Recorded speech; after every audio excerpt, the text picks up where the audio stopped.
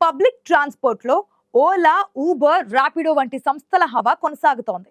ఆయా కంపెనీలు online cab booking సేవల వ్యాపారంలో గుత్తాధిపత్యాన్ని చెలాయిస్తున్నాయి. అయితే ఓలా, ఊబర్, ర్యాపిడో వంటి కంపెనీలు ప్రయాణికుల నుంచి అధికంగా రేట్లు వసూలు చేస్తున్నాయనే ఆరోపణలు గత కొంతకాలంగా వినిపిస్తున్నాయి. ఈ నేపథ్యంలో ఆయా సంస్థలకు పోటీగా కేంద్రం త్వరలోనే భారత్ టాక్సీ సేవలను అందుబాటులోకి తీసుకొచ్చేందుకు సిద్ధమవుతోంది.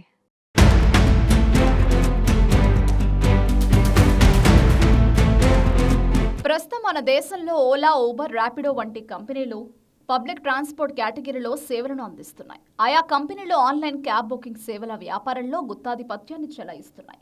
అయితే ఆయా కంపెనీలు ప్రయాణికుల నుంచి అధికంగా రేట్లు వసూలు చేస్తున్నాయనే ఆరోపణలున్నాయి. అలాగే అందులో పనిచేసే డ్రైవర్లకు తక్కువ జీతాలు చెల్లిస్తున్నాయనే ఆరోపణలు కూడా వినిపిస్తున్నాయి. దీంతో ప్రైవేట్ ట్రాన్స్పోర్ట్ సంస్థలకు పోటీగా కేంద్ర ప్రభుత్వం కూడా పబ్లిక్ ట్రాన్స్పోర్ట్ ను తీసుకొస్తోంది. లక్షల సంఖ్యలో మా ప్రోగ్రాంలను చూస్తున్నారు, కానీ అందులో 15% మంది మాత్రమే సబ్స్క్రైబ్ చేసుకుంటున్నారు.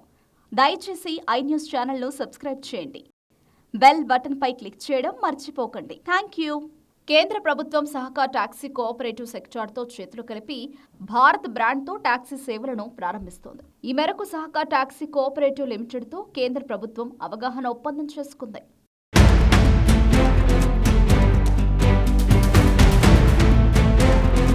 కేంద్రంలోని ఎన్డీఏ సర్కార్ భారత్ టాక్సీని డ్రైవర్లకు, ప్రజలకు అతి త్వరలోనే అందుబాటులోకి తీసుకురానుంది. దీనిని కేంద్ర ప్రభుత్వ సహకార మంత్రిత్వ శాఖ, జాతీయ ఈ గవర్నెన్స్ విభాగం కలిసి అభివృద్ధి చేశాయి. పైలట్ ప్రాజెక్టు కింద ఢిల్లీలో నవంబర్ నుంచి ఈ భారత్ టాక్సీ సేవలు ప్రారంభం కానున్నాయి. మొదట భారత్ టాక్సీ ద్వారా సొంత వాహనాలు కలిగిన 650 మంది డ్రైవర్లు దేశ రాజధానిలో ఈ సేవలు అందించనున్నారు. అనంతరం ఈ సేవలు ఇతర ప్రధాన నగరాలకు విస్తరించనుంది. ప్రస్తుతం దేశంలో ట్రాన్స్పోర్ట్ సేవలను అందిస్తున్న ప్రైవేట్ సంస్థల యాప్ ఆధారిత టాక్సీ సర్వీసులపై కొన్నేళ్లుగా విమర్శలు వ్యక్తమవుతున్నాయి. పబ్లిక్ ట్రాన్స్పోర్ట్ కు సంబంధించి ధరలు, క్యాన్సిలేషన్లతో పాటు తమ ఆదాయం నుంచి కంపెనీలు 25% వరకు కమిషన్ తీసుకోవడంపై చాలా మంది డ్రైవర్లు అసహనం వ్యక్తం చేస్తున్నారు. వీటన్నింటికీ సమాధానంగా కేంద్రం తీసుకువస్తున్న భారత్ టాక్సీలో నమోదుకు డ్రైవర్లు ఎలాంటి కమిషన్ చెల్లించాల్సిన అవసరం లేదు. మెంబర్షిప్ కింద స్వల్ప మొత్తం ఫీజు చెల్లిస్తే సరిపోతుంది.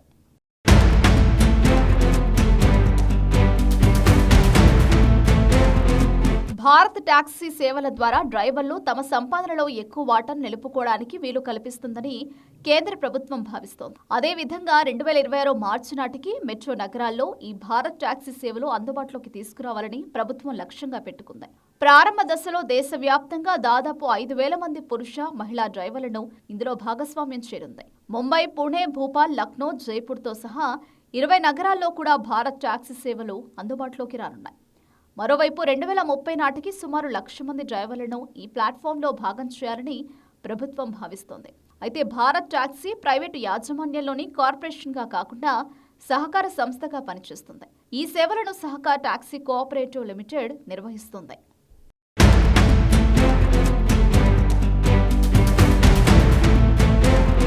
వచ్చే నెలలో ఢిల్లీలో 650 మంది డ్రైవర్లతో కేంద్రం భారత్ టాక్సీ పైలట్ ప్రాజెక్టును ప్రారంభిస్తోంది.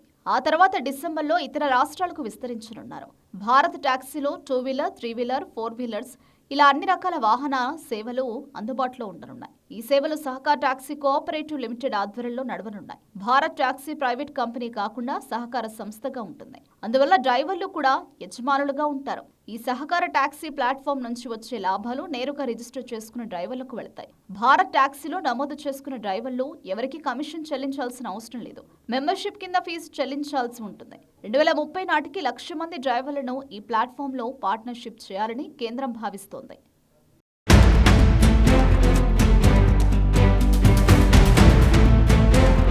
ప్రజా రవాణాలో సేవలు అందించేందుకు కేంద్రం తీసుకురానున్న భారత్ టాక్సీలతో ప్రైవేట్ సంస్థలకు సవాల్ ఎదురుకానుంది. ఇప్పటి వరకు తమకు ఇష్టం వచ్చినట్లు వ్యవహరించిన ప్రైవేట్ సంస్థల ఆటలు ఇకపై సాగవు. అదే సమయంలో భారత్ టాక్సీ అందుబాటులోకి వచ్చాక ప్రయాణికులు అలాగే డ్రైవర్లకు సైతం పలు ప్రయోజనాలు కలగబోతున్నాయి.